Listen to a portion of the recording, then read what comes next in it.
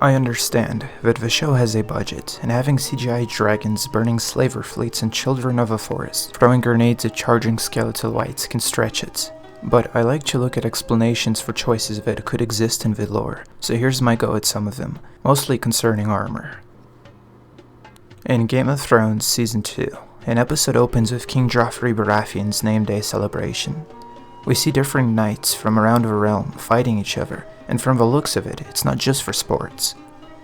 It's interesting to see the different kinds of armor that the Knights of the Seven Kingdoms wear, but for me seeing their armor also raises many questions.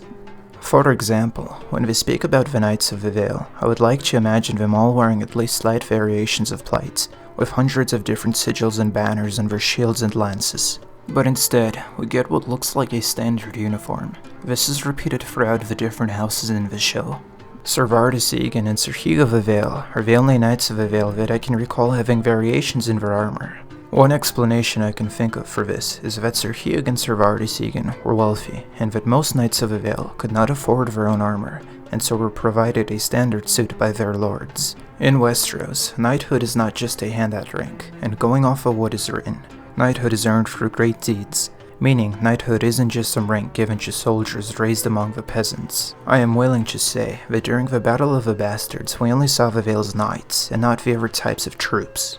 But normally, you would see variation in the armor of most troops, including the lower down ones. Throughout Westeros, however, it looks like most houses have a standard uniform.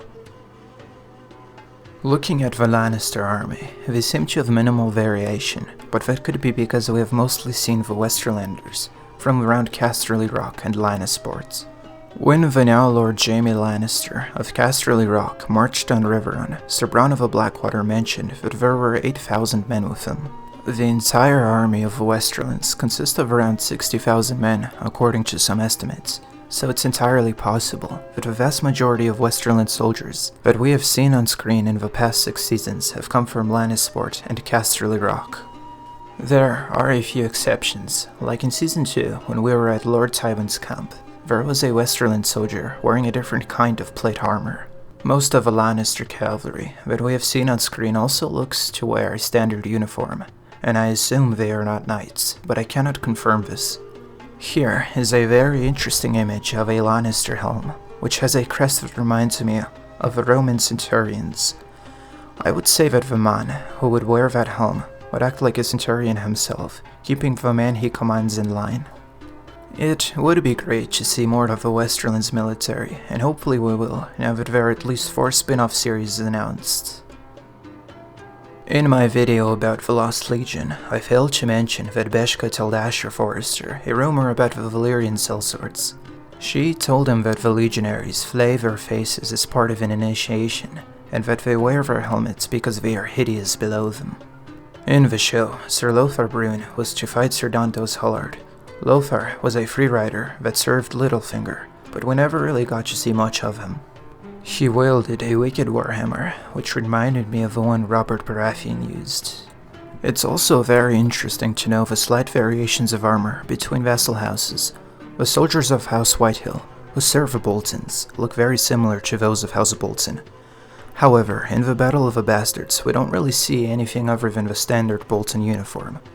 I don't think the Karstarks or Umbers have any of their footmen at the battle, even though we did see Karstark uniforms in the past. I would like to briefly talk about the armor that the Kingsguard wear. In the flashbacks of Brandon Stark, we get to see how the Kingsguard looked during the reign of the Mad King. With possible prequel series coming, I would love to see if the soldiers of other houses also had different uniforms. In Season 1 through 3, it looked like the show attempted to keep some white in the armor, as the Kingsguard in the books wear completely white armor. In Season 4, the white enamel was removed and the armor took on a golden look. When the High Sparrow took complete control over King Tommen, the Kingsguard armor had an additional plate added to it, depicting the 7-pointed star. This, however, did not last long. The following is a spoiler for Season 7 concerning Kingsguard armor. You have been warned. If you do not wish to see the following image, you can skip to the time below. In Season 7, it looks like Queen Cersei's Kingsguard will take on a new suit of armor.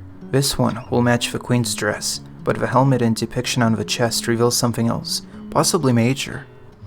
The new armor reminds me of House Greyjoy, and it could be that I was mistaken, and this soldier belongs to King Euron Greyjoy.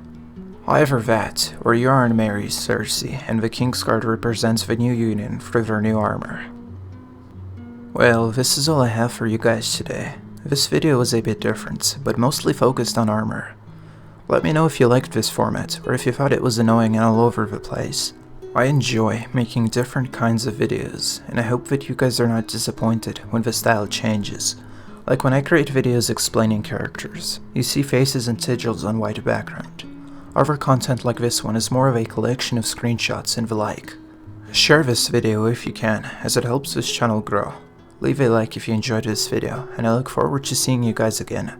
I have been Maester Atale, and I hope to see you soon. Have a great day, guys.